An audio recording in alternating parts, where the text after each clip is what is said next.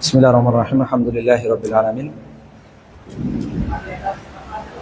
Kita lanjutkan membaca rumusan akidah Ahli Sunnah wal Jamaah, akidah Al-Imam Abdullah bin Al-Mubarak Al-Hamdali Al-Marwazi rahmatullah alaihi.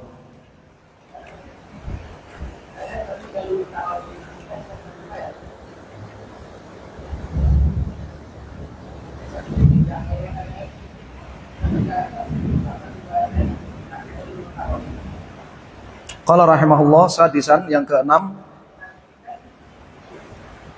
wa shallal aidain, ay man shallal aidain wa arafatin wal jama'at ma'a kulli imamin barrin aw fajirin.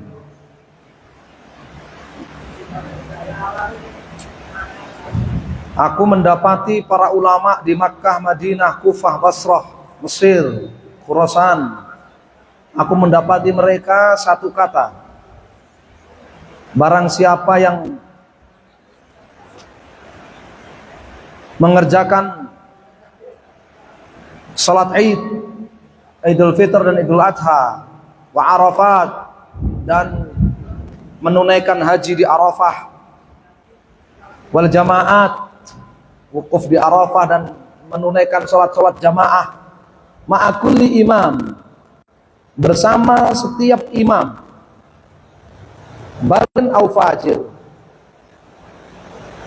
yang taat, imam yang taat, imam yang berlaku maksiat, maka dia di atas ahlu sunnah wal jamaah, maka dia di atas sunnah wal jamaah, begitu.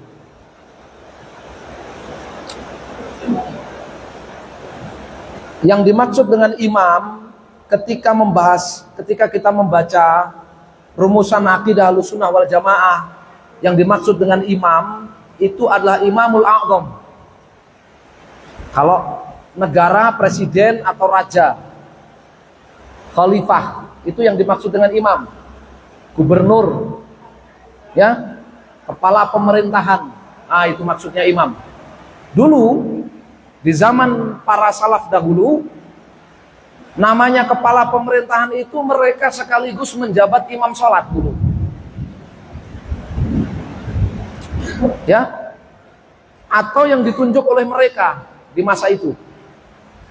Makanya kan kita mendapati Rasulullah mengimami kaum muslimin, Abu Bakar mengimami kaum muslimin, Umar bin Khattab mengimami kaum muslimin, dan seterusnya, ya.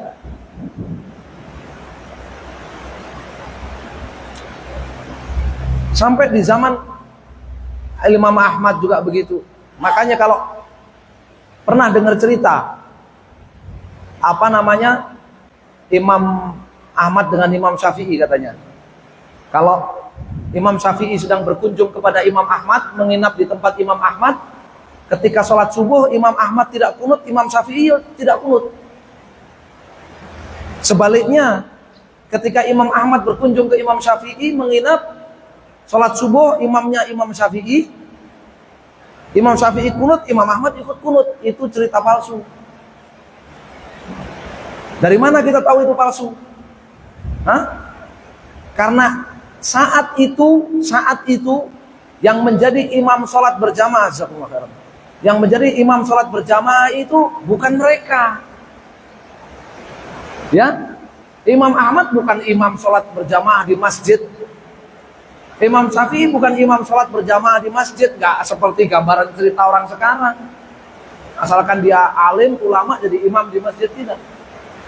Dulu yang menjadi imam di masjid itu apa? kepala pemerintahan atau pejabat yang ditunjuk oleh pemerintah, kepala pemerintahan. Rata-rata itu kepala pemerintahan yang menjadi imam itu. Ya. Makanya di sini dikatakan barren au fajir, dan yang dimaksud dengan fajir itu adalah maksiat yang tidak sampai kepada apa? Membatalkan syahadatnya. Makanya Nabi SAW mengatakan illa antara kufran bawahan indakum fi minallahi burhan. Ya. Kamu tetap taati kepala pemerintahan kamu. Ya. Kecuali kamu melihat dia melakukan kekafiran yang jelas, kufran bawahan. Kalian punya hujjah, kalian punya dalil atas kekafirannya itu. Ya. Jadi yang dimaksud dengan fajir di sini maksiat yang tidak sampai kepada apa? Kekafiran, tidak sampai kepada pembatal syahadat la ilaha illallah. Kalau imamnya di masa itu imamnya itu kefajirannya sudah sampai level batal syahadatnya, sudah sampai level murtad, kafir, maka kita dapat contoh dari Imam Ahmad. Dalam riwayat Abu Dawud, putra Imam Ahmad itu bertanya, bagaimana Anda sholat ayyamul mihnah? Bagaimana Anda sholat ketika di zaman ya imam-imam yang mengimami sholat 5 waktu itu adalah orang-orang Jahmiyah yang meyakini apa? Al-Quran itu makhluk, bukan firman Allah. Ya, karena Imam Ahmad mengkafirkan mereka yang mengatakan Al-Quran makhluk. Itu nanti bahas di setelahnya. Ya, tapi tanya kepada Imam Ahmad, bagaimana Anda sholat di waktu-waktu itu? Karena Imam Ahmad kan menghadapi zaman itu. Ya, menghadapi zaman itu. Asas tunggal Al-Quran makhluk, ya, para ulama dicidui, disiksa, ya, kecuali yang mau menerima, ya, mau berkata, iya, Al-Quran makhluk, ya, Al-Quran itu ucapan makhluk, ya, seperti perkataan Walid bin Mughirah, ya.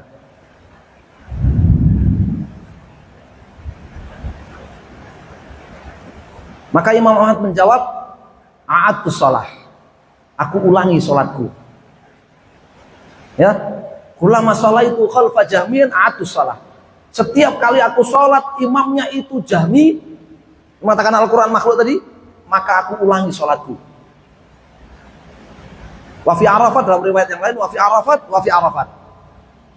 Maksudnya ketika sedang wukuf di Arafah. Ya. Jadi beliau mengulang sholatnya itu karena sudah divonis kafir, ya. Tapi ciri ahlu sunnah wal jamaah, ya, apabila kepala pemerintahan itu, ya, masih mukmin, masih muslim, meskipun dia fajir melakukan kemaksiatan yang tidak sampai level membatalkan syahadatnya, maka ciri daripada ahlu sunnah wal jamaah itu dia sholat Idul Fitr, Idul Adha bersama mereka, ya, haji bersama mereka, jihad bersama mereka, menunaikan sholat-sholat jamaah bersama mereka. Ya. Berbeda dengan orang-orang Khawarij, orang-orang Mu'tazilah, orang-orang Asy'ariyah, mereka tidak mau, ya, bermakmum kepada luar kelompok mereka, bermakmum kepada orang yang di luar kelompok mereka, nggak mau, ya. Jadi pada asalnya Asy'ariyah itu juga begitu, nggak mau bermakmum kepada orang di luar kelompok mereka. Antum baca aja di kitab-kitab yang tadi saya sebutkan, apa namanya, semisal Asy'ariyah, semisal Ibn Al-Ibana, semisal kitab-kitabnya Ibnu Qudamah, menceritakan bagaimana orang-orang Asy'ariyah itu mereka dulu nggak mau hadir di masjid-masjid bersama kaum muslimin. Mereka sembunyi-sembunyi sholatnya di internal mereka. Ya. Karena mereka menganggap bahwa di luar kelompok mereka kafir. Ya. Yang tidak berakidah dengan akidahnya Abul Hasan Al-Asy'ari kafir. Ya, kata siapa? Abu Ishaq Ash-Shirazi. Ya. Dan juga kata Al-Juwaini. Ya, yang disebut dengan Imamul Haramain. Siapa yang tidak berakidah dengan akidahnya Abul Hasan Al-Asy'ari maka kafir. Itu Asy'ariyah. Ya.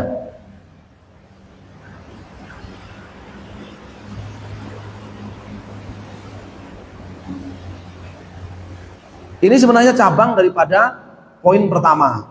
Poin ke-6 ini cabang daripada poin pertama.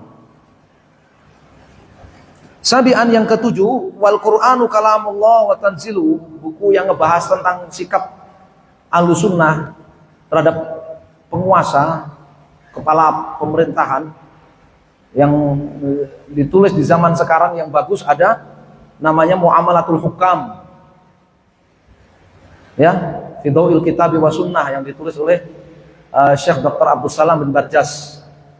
Ya, Muamalatul Hukam. Kemudian juga ada Al-Furuq baina manhaji ahli sunnah baina manhaji salaf wa mukhalifihim fi munasahati as-sultan.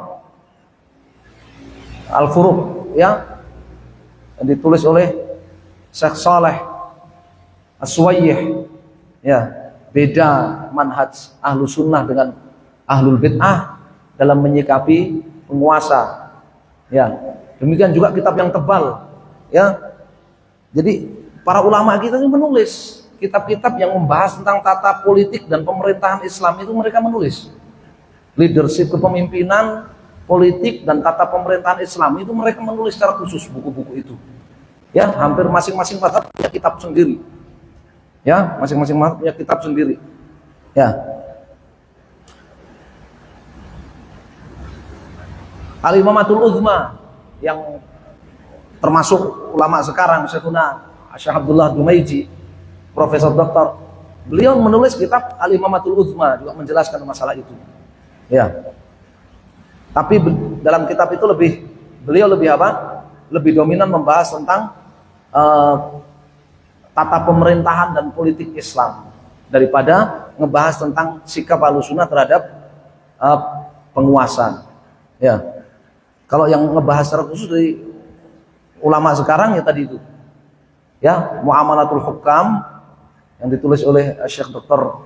Abdul Salam bin Barjas rahimahullah. Ya, bimbingan Quran Sunnah dalam menyikapi penguasa, dan Al-Furuq tadi.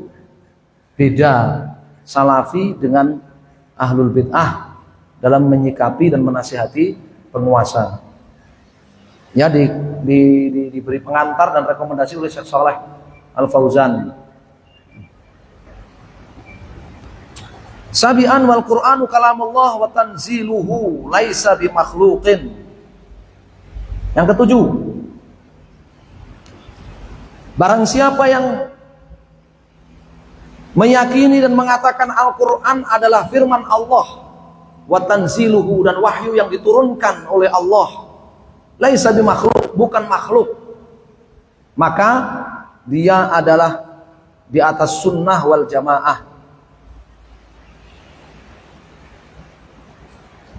Di zaman Nabi masih hidup, itu sudah ada orang mengatakan Al-Quran makhluk. Namanya Walid bin Mughirah, orang musyrik.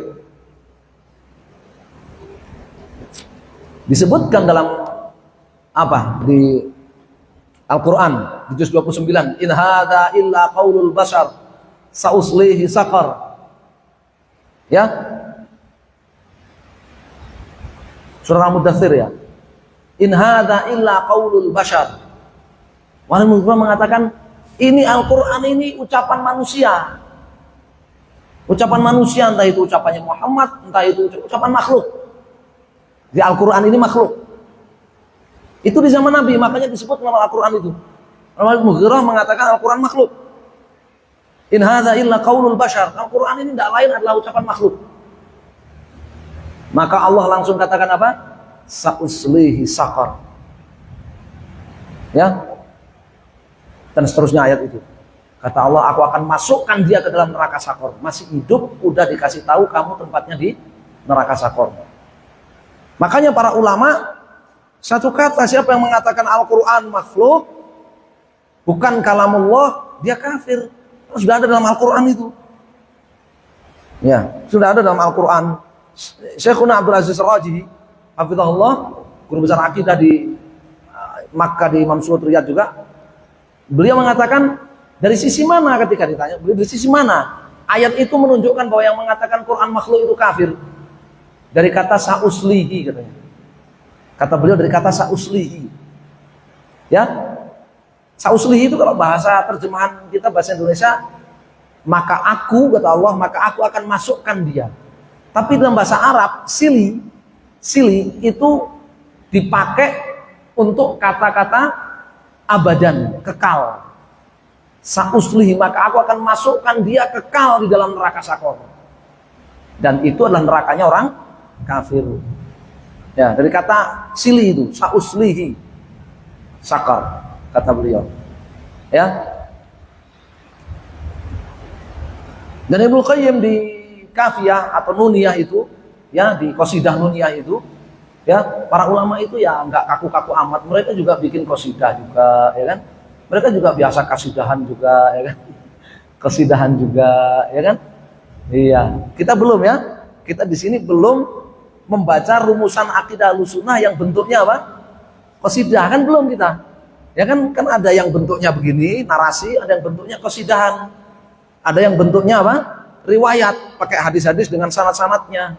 Jadi Ahlussunnah, para ulama kita itu meninggalkan warisan ilmiah Ahlussunnah wal Jamaah kepada kita itu beraneka ragam metodenya supaya generasi-generasi berikutnya itu nggak bosen, gitu kan? Nggak bosen monoton terus gitu. Ya ada qasidahannya. Ya. Yang paling tua akidah, rumusan akidah Ahlussunnah wal Jamaah yang bentuknya qasidah yang paling tua ditemukan itu namanya Mandhumah Ha'iyah Ibnu Abi Dawud. Ya, qasidah akidah Ahlussunnah wal Jamaah yang disusun oleh putranya Imam Abu Dawud As-Sijistani yang nulis kitab Sunan Abi Dawud itu. Riwayatnya ada di kitab Asy-Syariah Al-Ajuri. Riwayatnya ada di sana. Ya. Nah, Ibnu Qayyim di Nuniyah tadi, qasidah Nuniyah tadi, itu qasidah perdebatan Ibnu Qayyim dengan para ahlul bid'ah. Termasuk yang mengatakan Al-Quran makhluk. Beliau menyebutkan banyak sekali konsekuensi buruk seandainya Al-Quran itu makhluk. Seandainya Al-Quran itu makhluk, sama seperti undang-undang produk parlemen. Ya, bebas diotak-atik. Bebas diotak-atik. Yang penting ada ordal aja. Kalau Al-Quran itu makhluk, sama dengan itu. Sama dengan skripsi, sama dengan tesis, sama dengan disertasi. Besoknya bisa dipakai bungkus kacang, orang jualan kacang goreng, kacang rebus. Nggak dipakai lagi. Ada kadaluarsanya. Ya, seandainya Al-Quran itu makhluk, bukan kalamullah, konsekuensinya banyak sekali. Ya, kerasulan para nabi dan rasul tidak diakui, tidak teranggap. Ya, syariat batal. Sama persis dengan undang-undang bikinan produk manusia. Seandainya Al-Quran itu makhluk, ada masa kadaluarsanya, ada ya tidak berlakunya dan sebagainya, ada pembaharuannya yang namanya amandemen tuh. Dan itu terjadi pada apa yang dianggap sebagai kitab sucinya orang-orang ahlul kitab. Ya, sehingga mereka punya tim yang dididik, punya kader yang dididik sebagai apa? Sebagai para kader untuk melakukan amandemen terhadap Bible. Ya kan? Iya, sehingga Bible cetakan tahun berapa beda dengan nanti cetakan tahun berapa, ada perbedaan-perbedaan, ada yang ayat yang dibuang, ada ayat yang ditambahin, ada yang disisipkan. Ya, itu terjadi di sana. Ya. Itu konsekuensi kalau Al-Qur'an itu makhluk, bukan kalamullah, kan firman Allah. Ya, dan tidak ada lagi berkahnya. Tidak ada lagi apa? Keberkahannya nggak ada kalau Al-Qur'an itu makhluk. Nggak lagi keberkahannya. Antum nggak bisa tawasul pakai Al-Fatihah lagi, nggak bisa. Ya, antum mau berdoa tawasul dulu pakai Al-Fatihah nggak bisa. Ya, Masa tawasul kayak makhluk gitu? Nggak bisa. Ya. Dan banyak konsekuensi. Ya. Jadi Asy'ariyah dan Sufiyah yang mereka itu tukang teriak-teriak tawasul, tapi mereka mengatakan ikut-ikutan mengatakan Al-Qur'an itu makhluk, bukan kalamullah. Itu mereka nggak tahu konsekuensinya kalau amalan mereka itu jadi muspro, ya kan? Nah, mereka tawasul pakai Yasin juga nggak kanggu. Kalau Al-Qur'an itu makhluk, tawasul pakai surat Yasin dulu, nggak pakai, itu makhluk itu. Tawasul pakai undang-undang aja, sama. Ya, lebih manjur mana? Kamu mau, ya? Kamu mau naik jabatan, dinaikkan jabatan, ya kan? Tawasulnya pakai undang-undang dengan tawasul pakai surat Yasin, di mana? Itu sama-sama makhluk, dia bilang. Ya, konsekuensinya buruk, ya. Iya, itu konsekuensi buruk, masih banyak lagi. Konsekuensi buruk dari keyakinan ahlul bid'ah, Al-Qur'an itu makhluk, bukan firman Allah Subhanahu wa ta'ala. Ya. Al-Qur'an bagaimanapun dibaca, bagaimanapun dihafal, bagaimanapun ditulis, maka itu kalamullah. Sebagaimana dalam surat At-Taubah, wa in ahadu minal musyrikin astajaraka fa'ajirhu hatta yasma'a kalamullah. Kalau ada orang musyrik dalam peperangan itu kemudian minta suaka kepada kamu, kasih suaka, kasih jaminan keamanan. Sampai kapan? Hatta yasma'a kalamullah, sampai dia mendengar kalamullah. Dari mana dia dengar? Orang musyrik itu mendengar kalamullah, firman Allah tadi dari mana?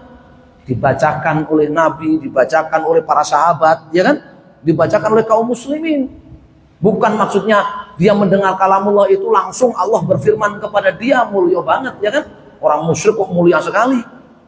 Ya, tidak. Meskipun yang membacakan Al-Qur'an itu Jibril kepada Muhammad, meskipun yang membacakan Al-Qur'an itu Muhammad kepada para sahabat, meskipun yang membacakan Al-Qur'an itu kaum muslimin kepada orang-orang kafir, orang-orang musyrik tadi, tetap disebut oleh Allah sebagai apa? Kalamullah. Hatta yasma'a kalamullah. Kata Nabi SAW, ya, ala ahadun yahmiluni ila qaumihi hatta uballigha kalama rabbi fa inna quraisyan mana'uni, atau kama qala sallallahu. Siapa di antara kalian yang mau membawa aku kepada kaumnya, kepada masyarakatnya, ya, sehingga aku bisa menyampaikan kalama Rabbi, sehingga aku bisa menyampaikan firman-firman Allah. Karena orang-orang Quraisy menghalangi aku, melarang aku menyampaikan Al-Quran, kalamullah. Nabi hanya mubalik, hatta uballigha kalama Rabbi, sehingga aku menyampaikan kalam Allah, firman Allah, kalam ilahi. Ya.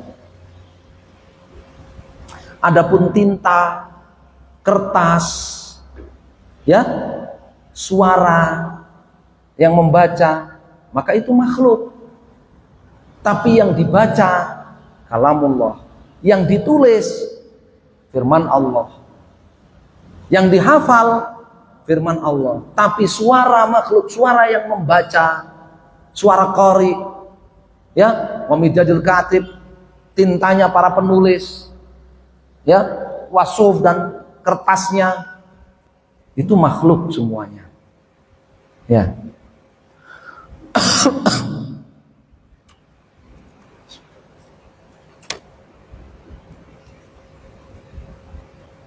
Golongan sekarang yang masih mengatakan Al-Quran makhluk, ya Asy'ariyah itu. Kelompok Asy'ariyah itu. Mereka itu tempat sampah. Semua sampah ahlul bid'ah. Generasi klasik sampai generasi baru mereka rangkul semua kecuali ahlu sunnah wal jamaah. Ya, kecuali salafi. Gak bakalan mereka mau. Tapi kalau sampah dari manapun, ya, mereka rekrut, ya, mereka yakini, mereka tulis sebagai akidahnya. Itu Asy'ariyah itu.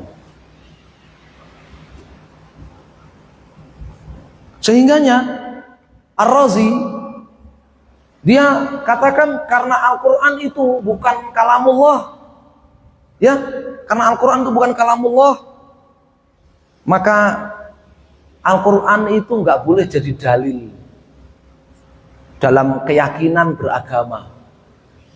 Dalil dalam keyakinan beragama itu adalah akal, logika. Ya. Nah, itu menjadi rumusan akidah Asy'ariyah pasca Ar-Razi.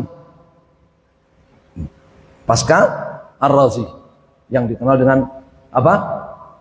Abu Abdullah Fakhrul Razi itu, Ar-Razi. Pasca dia maka seperti itu rumusan akidahnya Asy'ariyah.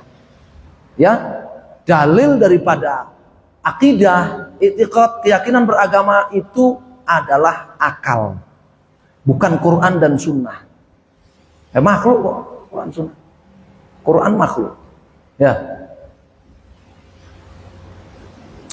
Dan apabila bertentangan antara logika dengan Al-Quran, maka wajib dimenangkan logika. Wajib dimenangkan logika.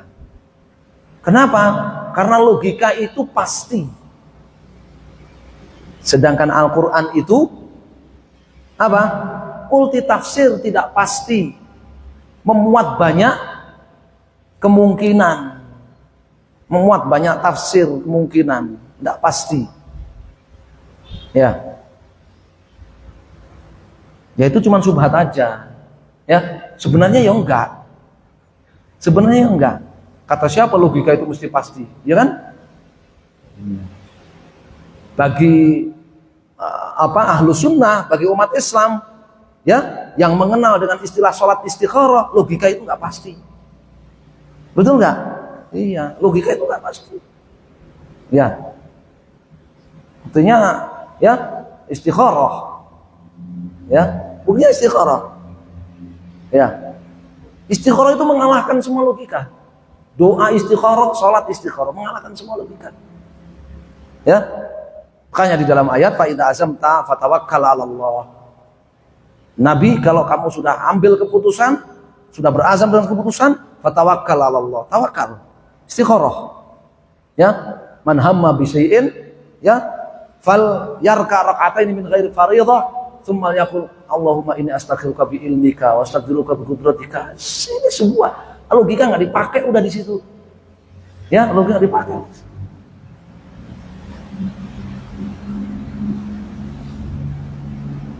Asan tuhibbu syai'an wa huwa syarrun lakum, asan takrahu syai'an wa huwa khairul lakum. Wallahu ya'lamu antum la ta'lamun. Logika nggak dipakai sudah. Boleh jadi logika kita mengatakan saya suka dengan ini, si Allah itu buruk buat kamu. Kita nggak suka ini, logika kita mengatakan, nah saya nggak suka ini, ternyata itu baik buat kamu. Allah Maha mengetahui, kamu nggak tahu. Logika nggak pakai. Ya, ya. Jadi kalau mau mengetahui konsekuensi negatif, ya, dampak buruk dari bid'ah Al-Quran itu makhluk, Al-Quran itu bukan firman Allah, ya, itu di kitabnya Ibnu Qayyim tadi, Qasidah Nuniyah tadi. Saminan wal imanu qaulun wa amalun wa niyatun ma'a isabatis sunnah. Barang siapa yang berpendapat bahwa iman itu adalah ucapan dan amalan serta niat, ma'isabati sunnah, dibarengi dengan mencocoki sunnah. Sunnah yang dimaksud di dalam ucapan para ulama akidah itu ya akidah. Ya, maka alaihi Nabi sallallahu alaihi wasallam wa ashabuhu minal umuril ilmiyah wal amaliyah, seperti diterangkan oleh Ibnu Rajab Al-Hambali di Syarah Arba'in. Ya, perkara ilmiah, perkara keyakinan ataupun perkara amaliyah, ya, yang dipegangi oleh Nabi dan para sahabat, itulah sunnah. Jadi bukan terbatas sunnah itu pada hadis, tidak. Ya, itu sunnah. Apalagi dikatakan bukan wajib. Sunnah itu maksudnya bukan wajib, tidak. Yang dimaksud dengan sunnah dalam bahasan akidah itu ya akidah. Makanya kitab-kitab akidah para ulama ditulis dengan judul apa? Kitab As-Sunnah. Abdullah bin Imam Ahmad menulis kitab As-Sunnah. bapaknya yaitu Imam Ahmad bin Hanbal menulis kitab Ushulus Sunnah. Al-Barbahari menulis muridnya lagi, ya, cucu muridnya Imam Ahmad menulis kitab Syarhus Sunnah. Ya, muridnya Syafi'i siapa? Al-Muzani menulis kitab Syarhus Sunnah. Ya. Al-Khalal pengumpul karya-karya Imam Ahmad menulis kitab As-Sunnah. Maksudnya akidah. Ya. Imam Abu Dawud, murid Imam Ahmad juga menulis kitab As-Sunnah. Di Sunan Abi Dawud itu ada kitab As-Sunnah. Ya.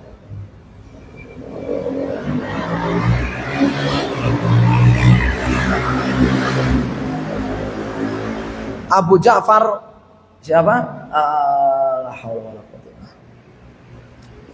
At-Tabari, ya. Al-Imam At-Tabari, ya. Al-Imam Abu Ja'far At-Tabari, beliau menulis kitab Muhammad bin Ja'far At-Tabari, ya.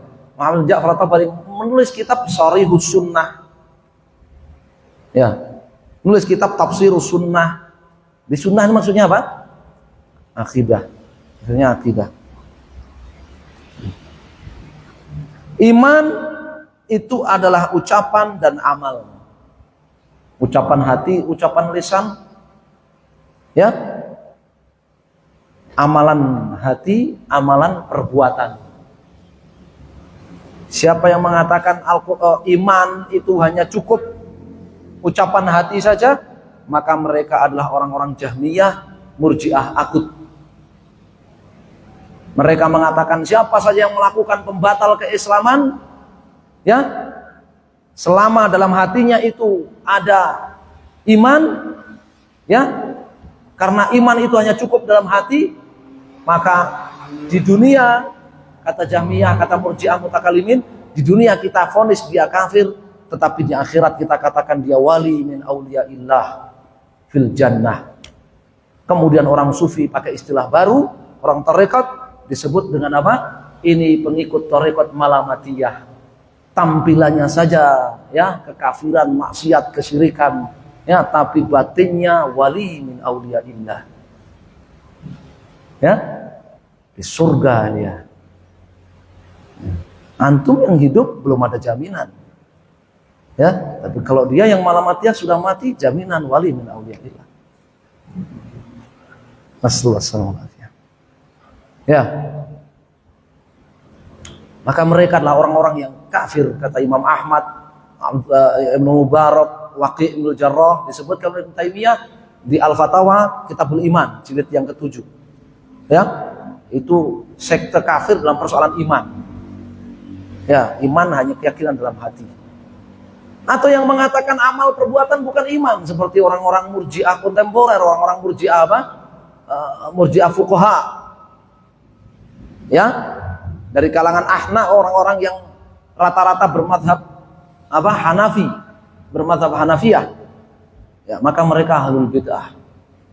Yang mengatakan amal bukan iman, mereka ahlul bid'ah. Nabi SAW, ya, sabdakan apa? Al-imanu bid'un wa sab'una syu'bah. Fa'alaha qawlu la ilaha illallah wa atnaha imatatul adha 'anit tariq wal haya syu'batu minal iman. Ya. Iman itu 70 sekian cabang. Paling cabang tertinggi la ilaha illallah, cabang paling rendah menyingkirkan gangguan dari jalan, dan malu itu adalah bagian dari iman. Allah Subhanahu wa taala firmankan, wa ma umiru illa liya'budullaha mukhlishina lahuddin hunafa, hati. Ya, yuqimus shalah. Ya, hati, ucapan dan apa? Perbuatan. Wa atuz zakah, bayar zakat, perbuatan. Wadzalika dinul qayyimah. Itu agama yang benar. Kalau ada hati, ucapan dan perbuatan. Makanya Imam Al-Bukhari dari gurunya, ya, Al-Humaydi mengatakan apa? Bantah ayat ini dalam surat Al-Bayyinah itu, wa ma umiru illa liya'budullaha mukhlishina lahu dinahu hunafa wa yuqimus sholata wa yutuz zakata wa dzalika dinul qayyimah, itu merupakan bantahan paling telak terhadap Murji'ah. Karena Allah SWT mengatakan ayat itu ditutup dengan dzalika dinul qayyimah. itu agama yang benar. Berarti kalau yang nggak kayak gitu nggak benar. Ya, nggak kayak gitu nggak benar. Ya, dalam akidah Ahlus Sunnah wal Jamaah, dalam Islam itu ada apa namanya rumus belajar. Kalau nggak A ya Z, ada. Ya, yang mengatakan nggak ada dalam rumus pendidikan itu A nggak langsung Z, itu baru level 1. Rumus pendidikan itu kan 7 level. Level 1 itu kalau nggak A ya Z, kalau nggak hitam ya putih. Ya, itu katanya level terendah. Tidak. Dalam Islam ada materi-materi yang itu merupakan apa? Level tertinggi. Fa'alah qaulu la ilaha illallah, yang enggak la ilaha illallah kafir, selesai. Tertinggi la ilaha illallah, yang enggak la ilaha illallah kafir, bukan mukmin, selesai. Kalau enggak A, Z, lawannya muslim, kafir, selesai. Bukan level terendah itu. Ya. Tapi dikatakan itu di Indonesia ini pendidikan baru berhasil level 1. Kalau enggak A, Z. Mestinya kan kalau enggak A masih ada B, masih ada C, masih ada D. Ya itu persoalan lain. Ya kan? Itu persoalan lain. Ya, kalau misalkan antum dikatakan, ya, kalau enggak pakai jubah maka dia ahlul bid'ah. Bener enggak? Ah, ini baru salah dia, ya kan? Ini baru salah dia. Iya. Kalau enggak jenggoten maka dia kafir. Nah, ini baru salah dia. Kalau enggak A, Z.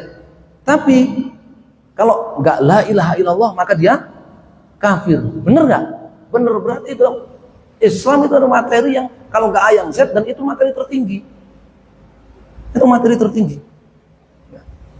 Kalau enggak ngikut Muhammad kafir. Selesai, materi tertinggi udah. Perkara gampang. Kalau enggak ngikutin Al-Qur'an kafir. Selesai sudah. Ya. Yondak tuh dia kan masih bisa yang lain, ya kan? Kalau nggak ngikutin, kalau nggak la ilaha illallah masih banyak yang lain. Dia penyayang, dia orang yang baik, dia nggak ada gunanya lu penyayang, lu baik, nggak la ilaha illallah nggak ada gunanya, ya kan? Nggak ada gunanya, nggak manfaat. Ya. Yondak tuh kalau nggak ngikut Muhammad, dia pinter, dia berjasa banyak, dia baik, ya dia selalu bagi-bagi dan sebagainya. Ya, dia membangun berbagai ini fasilitas ini untuk masyarakat umum. Nah, itu nggak ada gunanya kalau nggak ngikut Muhammad Shallallahu Alaihi Wasallam. Kalau nggak A, maka Z. Ya, ada. Ya, maka di sini juga gitu. Namanya juga akidah. Ya. Kalau nggak mengatakan al-iman itu adalah ucapan, amalan, ucapan hati, ucapan lisan, amal hati, amal perbuatan, ya, maka dia bukan ahlu sunnah. Selesai. Ya. Dan sudah, kita nggak perlu sibuk dengan dia. Ya, dia mau bikin syubhat ini, syubhat itu, ya. Namanya ahlul batil itu mesti memiliki syubhat. Ya. Allah SWT mengatakan wala ya'tunaka bimatsalin illa ji'naka bil haqqi wa ahsana tafsira, kata Allah. Ya, ahlul batil itu mesti mereka akan mendatangkan bimatsal, syubhat, mesti itu. Wala ya'tunaka bimatsalin, mesti mereka ahlul batil akan mendatangkan kepada kamu matsal, syubhat. Mesti itu. Ya. Jadi nggak usah digubris, biarkan saja. Ya. Wal imanu yazidu wa yanqus bil qalbi wal jawarih. Karena ahlu sunnah wal jamaah itu mengatakan iman itu keyakinan, ucapan, dan amal perbuatan. Dan beliau tegaskan wa niyatin ma'isabati sunnah, dan niat yang dibarengi dengan kesesuaian dengan as-sunnah. Ini untuk membentengi ahlu sunnah dari ahlul bid'ah. Ya. Maka iman itu menurut ahlu sunnah yazid wa yanqus. Kadang naik, kadang turun. Ya. Kalau naik bisa setinggi gunung. Kalau turun bisa habis. Bisa naik, bisa turun, bisa bertambah, bisa berkurang. Dan itu kita merasakannya. Itu kita merasakannya. Ya. Maka pelajarannya kita mesti cari apa amalan-amalan yang apa? Amalan-amalan yang akan melejitkan iman kita. Ya. Untuk kita kerjakan, apa amalan-amalan yang menurunkan iman kita untuk kita hindari. Ya. Itu para ulama nulis kitab Ziyadatul Iman wa Nuqsanihi. Ya. Bil qalbi wal jawarih. Ahlussunnah wal Jamaah mengatakan iman itu ucapan hati, ucapan lisan, amalan hati, amalan perbuatan. Bertambah dan berkurang, naik turun. Begitu juga ucapan keyakinan dalam hati orang beriman bisa melemah, bisa menguat. Bisa melemah, bisa menguat. Amal perbuatan juga begitu. Amal perbuatan juga begitu. Ini bantahan kepada Murji'ah, Ahnaf Murji'ah yang mengatakan amal perbuatan bukan termasuk iman. Sehingga mereka mengatakan naik turun itu enggak berkaitan dengan amal perbuatan. Tidak berarti yang rajin sholat, rajin jamaah, rajin jumatan, rajin baca Quran, rajin sedekah, rajin bayar zakat, rajin puasa, itu berarti imannya naik. Kemudian yang enggak sholat, enggak jamaah, enggak jumatan, enggak puasa, enggak sedekah, enggak bayar zakat, enggak baca Quran, itu berarti imannya turun. Enggak, kata Murji'ah. Ya, tidak ada kamus itu dalam agama mereka. Ya. Lalu Sunnah mengatakan bil qalbi wal jawarih. Kita kan merasakan keyakinan itu bisa naik, bisa turun, betul nggak? Apa dalilnya dari Al-Quran? Ada Nabi Ibrahim dalam surat Al-Baqarah. Nabi Ibrahim mengatakan apa? Allah beritakan kepada kita. Idz qala Ibrahim rabbi arini kaifa tuhyil mauta. Qala awalam tu'min? Qala bala. Walakin liyatma'inna qalbi. Dalam tafsir dikatakan liyazdad imani wa yaqini dari Abdullah bin Abbas. Ya. Ibrahim bertanya, ya Allah, tunjukkan kepadaku bagaimana engkau menghidupkan kembali makhluk yang telah mati.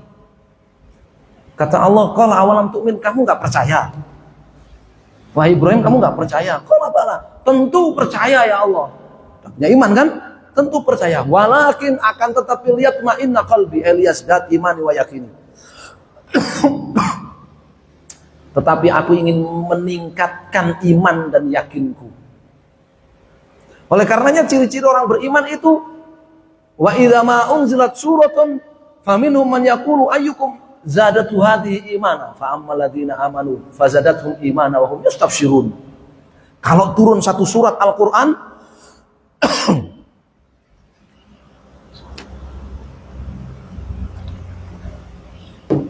kalau turun satu surat Al-Qur'an, orang-orang munafik itu ngolok-olok. Mereka tanya satu sama lain, ayyukum zadatu hadhihi imana. Siapa di antara kalian yang surat ini membuat imannya meningkat, membuat imannya naik? Siapa? Ini kata orang munafik, ngolok-olok. Surat At-Taubah itu, surat At-Taubah, akhir-akhir surat At-Taubah.